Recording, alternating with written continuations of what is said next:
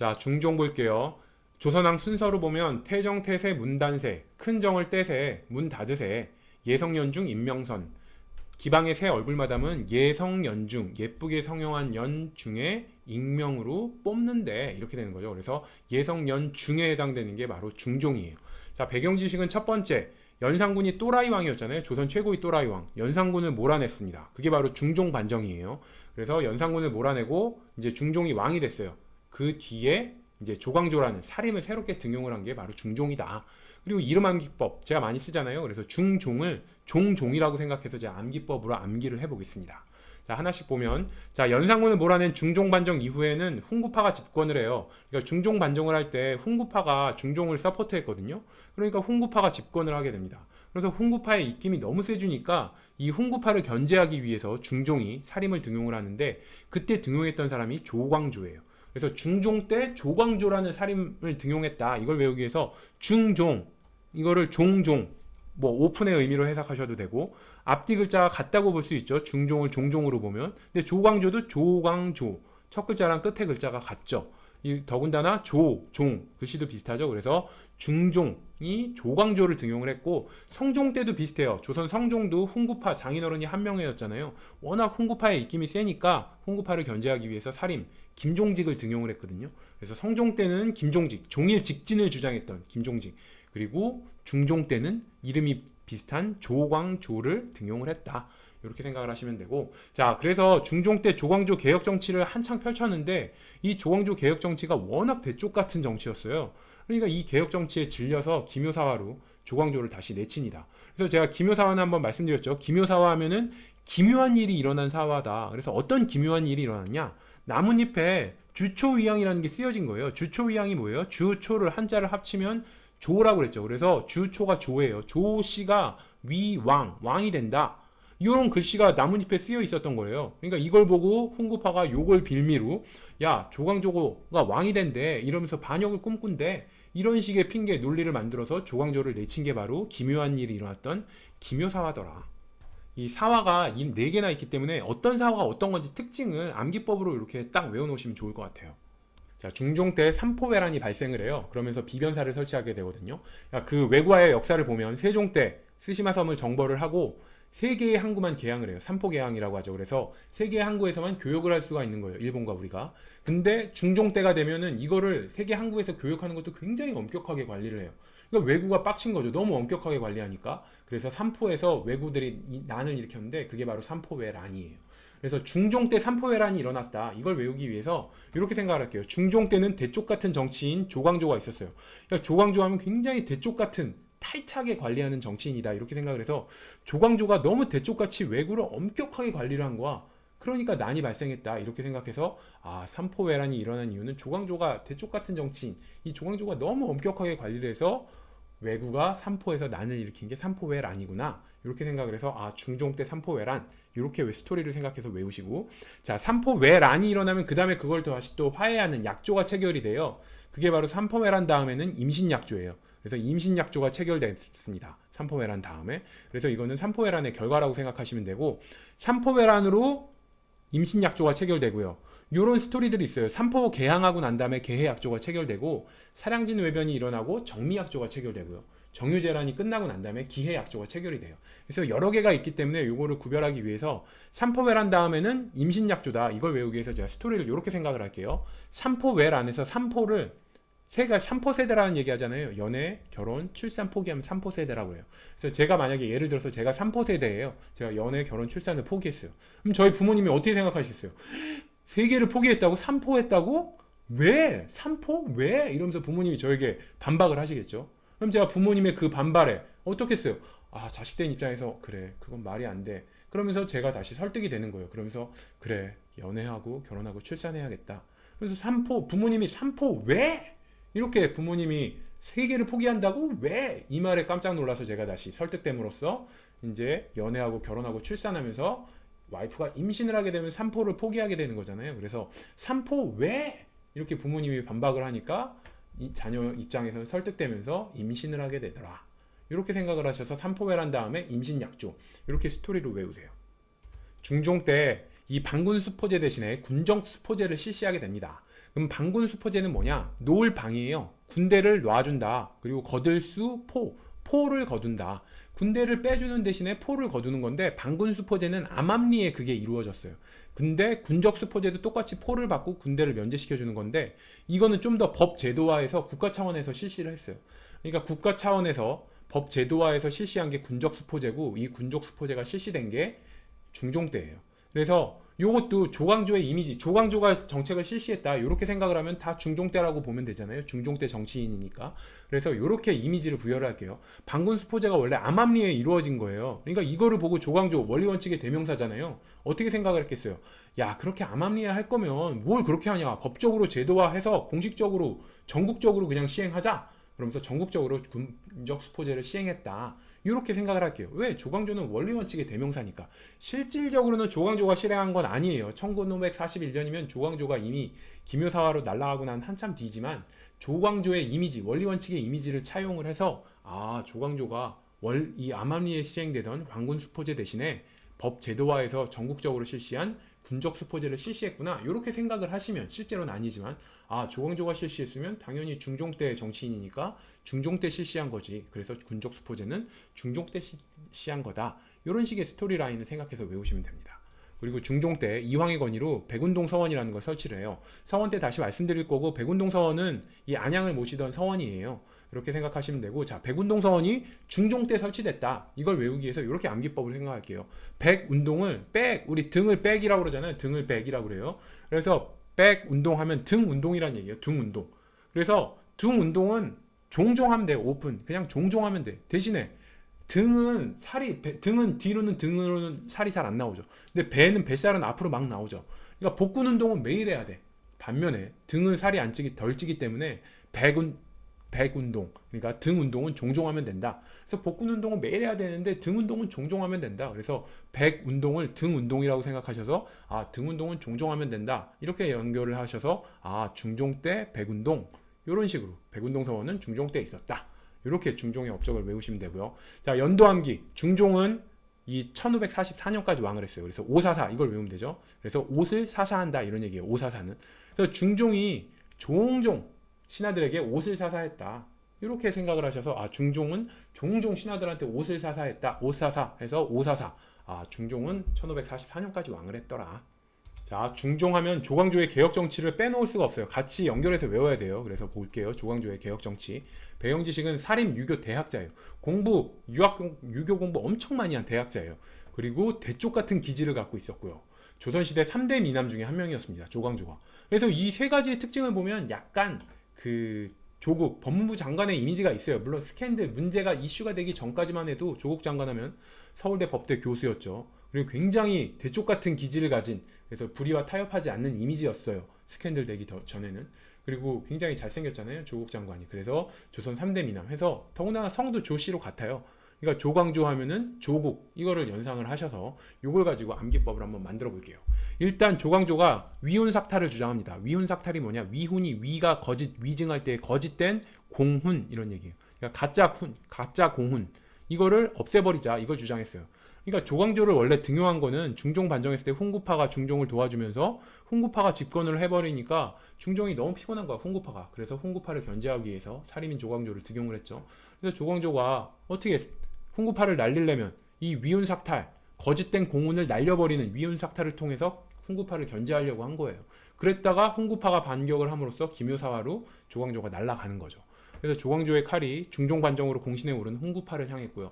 그러면서 부당한 이 공신들이 칭호를 받죠. 토지, 노비 이런 거 받으니까 이런 거 싹 다 몰수하자. 이런 식으로 주장을 했다가 기묘사화로 대려 화를 당하게 되더라. 그리고 조광조는 혈량과를 실시를 했습니다. 그래서 혈량과가 뭐냐? 어질 양이에요. 그래서 어진 사람을 정부에 등용을 하자, 관리로. 그래서 살인들을 무시험, 추천에 의해서 어진 사람이면 시험 보지 말고 그냥 등용시키자. 이런 얘기예요. 그래서 살인들은 시골에서 공부만 했잖아요. 그러다 보니까 이 과거제 트렌드를 못 따라가는 거야. 그러니까 살인들이 공부는 엄청 많이 했는데 과거에서 자꾸 낙방을 하는 거예요. 그러니까 조광조가 보다 못해서 안 되겠다. 이거 과거제 외에 새롭게 인지에 등용하는 방법으로 어진 사람은 좀 등용하자. 이러면서 살인을 좀 정계로 끌어들이기 위해서 혈량과를 실시했습니다. 그리고 조광조는 전랑권을 확대하려고 했어요. 그래서 전랑권에서 전랑이 뭐냐? 저울질할 산의 랑이에요. 그래서 저울질하는 산에 근데 이게 뭐냐면 저울질한다는 얘기니까 인사권을 가지고 있고 낭창권이라고 자기 후임자를 자기가 추천할 수 있는 권리를 가지고 있어요. 그래서 인사권을 가지고 있으면 막강한 힘을 갖는다는 얘기거든요. 거기다가 후임자 추천권도 가지고 있어. 그래서 전랑이라는 게 굉장한 꽃보직이에요. 어마어마한 힘을 가진. 그래서 꽃보직의 자리를 만들고 여기에 살인을 안침으로 인해서 살인의 힘을 키우려고 한 거예요. 그래서 전랑권이라는 꽃보직을 만들고 여기에다가 살인을 대거 등용을 한 거예요. 그러면서 살인 세력의 힘을 키우려고 했다. 이렇게 생각을 하시면 돼요. 그래서 살인 세력이 뒤에 가면은 선조 때가 되면 훈구파는 다 없어져 버리고 살인이 다 정권을 잡아요. 그때가 되면 이 이조전랑의 자리를 놓고 살인 내에서 동인과 서인으로 서로 갈려있는 싸움을 하게 계기가 되는 게 바로 이 이조전랑. 그 전랑권을 만든 사람이 조광조다. 이렇게 생각을 하시면 되고요. 그리고 조광조는 도학 정치를 강조합니다. 도학 정치가 바로 뭐냐? 성리학적 유교 정치예요. 그래서 유교 대학자라고 그랬잖아요. 조광조가. 그래서 유교 확산을 위해서 굉장히 노력을 하는데 대표적인 게 뭐가 있냐? 소학과 주자가래 이거를 주장을 합니다. 소학은 뭐예요? 어릴 소예요. 어린이들에게 가르치는 거예요. 어렸을 때부터 유학 가르치자 애들한테. 예? 이 얘기고 주자가래는 주자가 쓴 집가예요. 집에서의 예법. 그러니까 성리학 창시자죠. 주자가 쓴 가정에서의 예법이에요. 그러니까 소학하면 어렸을 때부터 애들 유학 가르치자. 가래 집에서도 유교 윤리에 익숙해지게 주자 가래 집에서의 예법이에요. 집에서도 유교 윤리를 정착시키자. 그러니까 소학과 주자 가래 하면 어렸을 때부터 집에서 유교를 생활화하자 이 얘기예요. 그렇게 생각을 하시면 되고 자 비교해서 훈구파들은 주례를 주장을 했거든요. 훈구파가 중시 여긴 건 주례예요. 이름은 비슷한데 주자 가래 주례 이름은 비슷한데 의미는 완전 다르죠. 주자 가래는 성리학의 창시자 주자가 쓴 집에서의 예법이란 얘기고 주례는 주나라 예법이에요. 그래서 이건 국가관리 매뉴얼. 그래서 주나라는 이게 국가를 통치하려면 어떻게 하자 굉장히 큰 틀에서 본 거고 주자 가래는 이름은 비슷하지만 이번 집에서의 예법을 가르치는 주례와는 완전 다른 얘기다. 요거 알아놓으시고 그리고 조광조는 이륜행실도 간행하자 서원과 향약 보급을 주장했습니다. 유교를 생활화하기 위해서 이륜행실도와 서원과 향약 보급을 주장을 하게 됩니다.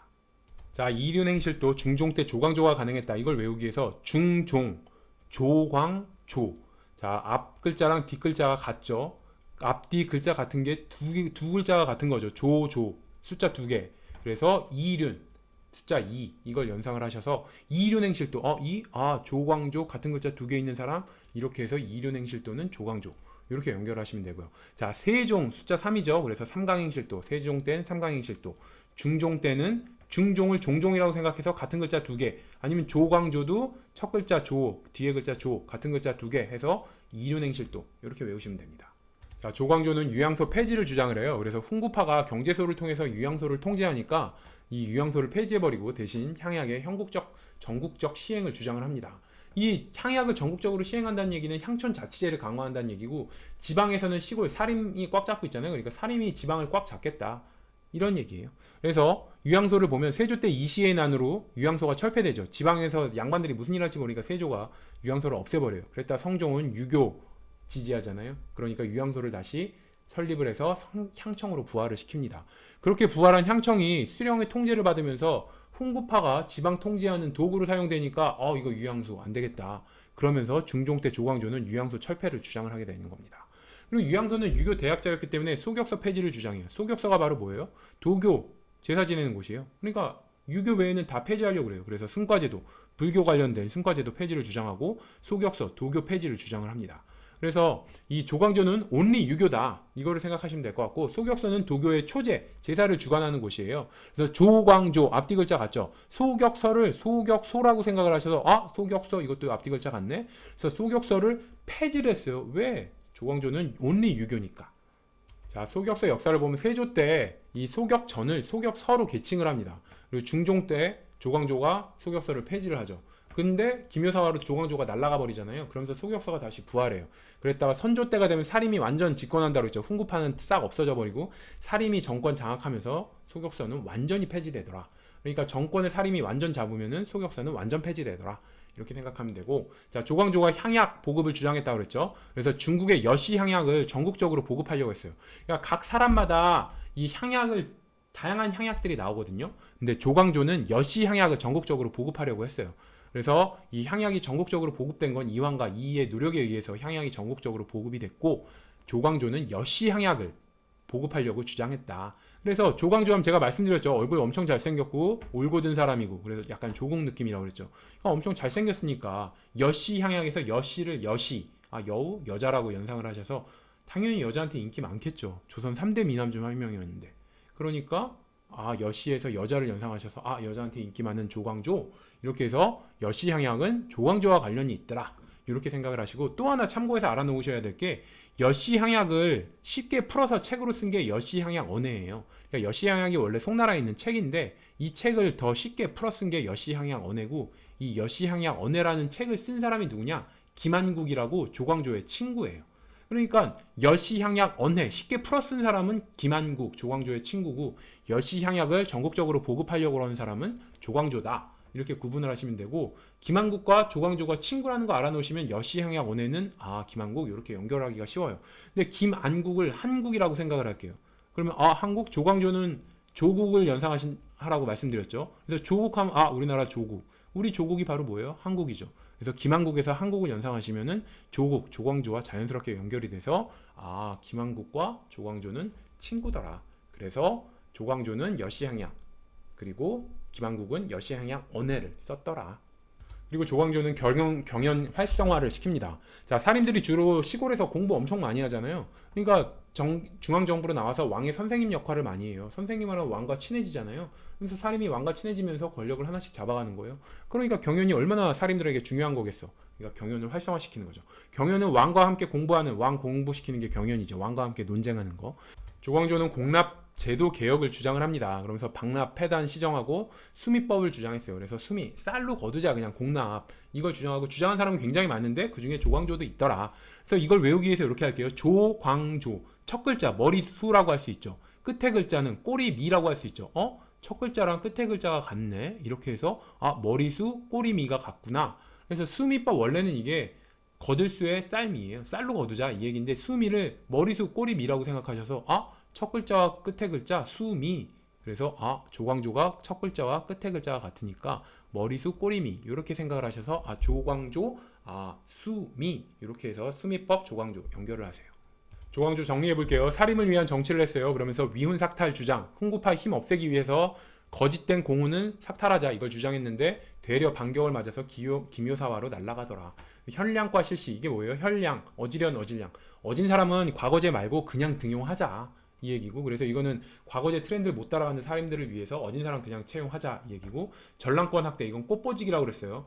저울질하는 사람이란 얘기예요. 그러니까 인사권과 자기 후임자 추천권을 가지고 있어서 굉장히 꽃보직, 굉장히 좋은 자리를 만들고 사림을 여기에 앉힘으로써 힘을 사림의 세력을 키웠다. 그리고 유양소 이게 경제소를 통해서 유양소가 훈구파가 사림들을 통제하다 보니까 유양소를 폐지하고 대신에 향약, 서원을 시행하자 이걸 주장을 하면서 향약은 뭐였어요? 여시향약이었죠. 그래서 조광조가 조선 3대 미남 중 한 명이라 여자들한테 인기 많아서 여시, 여자라고 연상하셔서 여자들한테 인기 많은 조광조, 여시향약 이렇게 연결하시면 되고요. 자, 유교 정치 관련해서 유교 대학자라고 그랬어요. 그러니까 소학과 주작 아래 보급을 주장했습니다.